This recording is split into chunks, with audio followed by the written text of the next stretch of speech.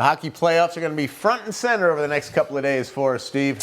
Yeah, Scott, tonight, no home cooking for the Pens. They got to get it done on Friday or the season is over. Hello, everyone. It's the beginning of the Calder Cup playoffs with the opening round, a best-of-3 series between the Lehigh Valley Phantoms and the Wilkes-Barre Scranton Penguins. Game 1 at the Mohegan Arena down there in Wilkes-Barre Township. They dropped the puck at 7:05 for Game 1. Phantoms score first at 8:41 of period number 1, and it's Ole Lechschel with the goal and the 1-0 lead for Lehigh Valley, turning things up, coming up off the turnpike. Then some rough stuff between these two teams later in the period, and definitely not sending out any Valentine's Day flowers or candy to the second period. More Phantoms, 8:25. It's Alex Bump in the slot, gets the feed and finds the back of the net.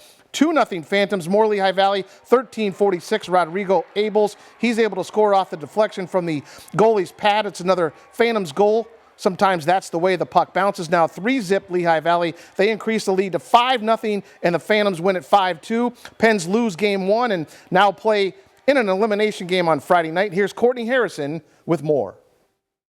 The rivalry between the Penguins and the Phantoms was on full display in Game 1. Both teams dropping the gloves several times, but the game was mostly one-sided in favor of the Phantoms. I just don't think we played how we should play and how we are going to play. So that we just feel like we beat ourselves. So we have a lot better in that room, and we're excited to go. The Penguins had plenty of opportunities to score on the power play, one of them a two-man advantage, but they couldn't capitalize in a disappointing Game 1 loss. We killed our own momentum, right, by not scoring there, and then they got one right after, even strength, and that was kind of the ball game. You know, we were just we weren't sharp. You know, like.